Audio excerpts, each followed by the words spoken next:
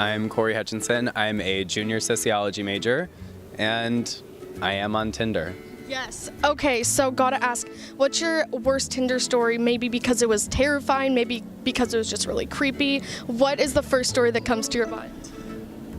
Probably the time when I went out to sushi with a medical student. He was like a first year, like actually practicing in a hospital. And I often forget that I'm deathly allergic to avocado. And so, sushi, avocado, totally blanked on it, ate it. Started having my throat closing because that's what happens when you're allergic to avocado. And we were both panicking because we didn't know what to do. Like, I don't have an EpiPen because they're $600. And he's like, he might be a medical student, but he doesn't really know what he's doing. So he was like, I'll be right back. Hold on. I was like, okay. So kind of like choking, turning purple. It's fine. He comes back with a knife and a straw, and he's like, okay, I'm going to trach you. And I was like, I'm sorry, what? And he goes, I'm going to trach you. And I had to like think about that for a second. And I thought about that scene in The Heat where that guy is choking at a diner and Melissa McCarthy shoves like a Bic pen in his throat. And I just like saw myself dying in a sushi restaurant in Marina Del Rey, which was not how I wanted to go. So I sprinted out of the sushi restaurant to Marina Del Rey Hospital. And it was nice because he checked up on me and he was like, oh, do you want me to come to the hospital? And I was like, no, please don't. Get that knife away from me. Safe to say we never went out ever again. The beginning of last semester, there was this guy that I matched with in my neighborhood in West Hollywood, also named Alex. And I was super busy last semester, so I asked him if he'd come meet me here for lunch one day when I had a break between classes. And he drove all the way out here in rush hour traffic. We had lunch. It was a nice day that we spent together. And then over the next few days, he was like way into me and telling me like all these things, like, oh, I want to take you out all these places. And then he went away for the weekend. And when he came back, he totally just like ditched our date that we had planned on the day that he was supposed to come back. So I texted him and was like, hey, where are you? Are we still meeting? Because like I kind of lied and I said I had possibly other plans with some friends. And he was like, oh yeah, I got the flu, so I'm not gonna be able to make it today, but sorry. Oh, I'm sorry. Have you talked since then? Yeah, he'll like text me off and on every once in a while just to like see what's up with me, but then he always falls back off the face of the planet again. So one time I was talking to this guy on Tinder. This was probably my freshman year, later my freshman year, and we were having a really great conversation. We were like texting really long messages, kind of having that like super deep conversation, as deep as you can have over text. Of course. So we were talking for a couple weeks, and then my one message I sent was the last time I ever heard from him, and it was like a really long story. I think it was about like when I found the presents that my parents hid and I learned how Santa wasn't real, which is so random, but I texted him that story and then he never responded, and I was like, oh, that sucks, whatever.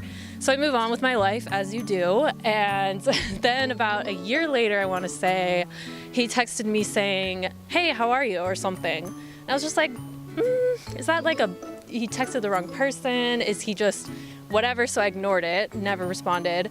Then probably like 6 months to another year later, he texted me, hey, what's up? How are you? How have you been? And I was just like, okay, I'm gonna respond. I would normally just like ignore it, whatever. So I responded to him. I'm like, so you ghosted me 2 years ago, right? And he was like, oh yeah, I was having like a really tough time in that part of my life, so like, sorry about that. But I just remember how gorgeous you were, and I really want to like get back together at some point, or not even back together. We never even met. Okay, that's the thing about this. We never even met.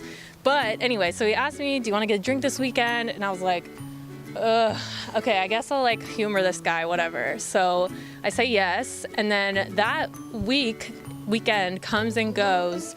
Don't hear from him at all. And I wasn't planning on reaching out. I was done. I was over it. I just wanted to hang out with my friends. To be honest, it was kind of a relief that he didn't respond back. But at the same time, like, dude, you ghosted me twice in 2 years in a row. Like, nah. So that's my worst Tinder story. Okay, is it safe to say you have not talked to this person since? No, I have not. So if you're out there watching, then I'm sorry, didn't work out, but you're kind of a jerk. Hi, I'm Shanu. I'm a freshman mechanical engineer, and I have a weird Tinder story to tell.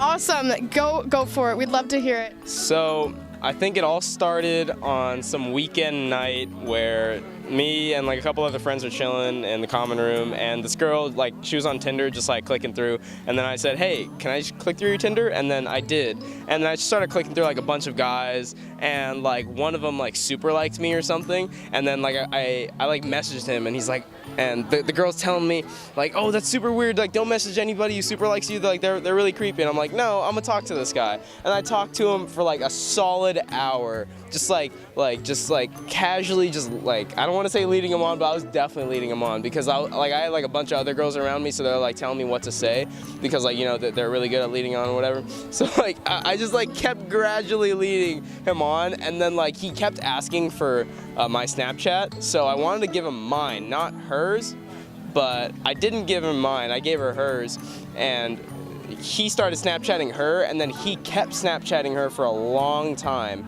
and then like to this day, she still bothers me about it. My worst Tinder stories, my worst is probably just sitting on it for like hours, like not getting anyone that seemed cool, you know? But I have a great one. Do you want to hear that? Yes. Cool. We'd love to hear a great one. There's hope on online dating. So, I met my current girlfriend on Tinder, and we've been dating for about 1.5 years now. And I love her. She's great. And this is like the happiest I've ever been in a relationship. So keep at it, you know, keep swiping. You never know.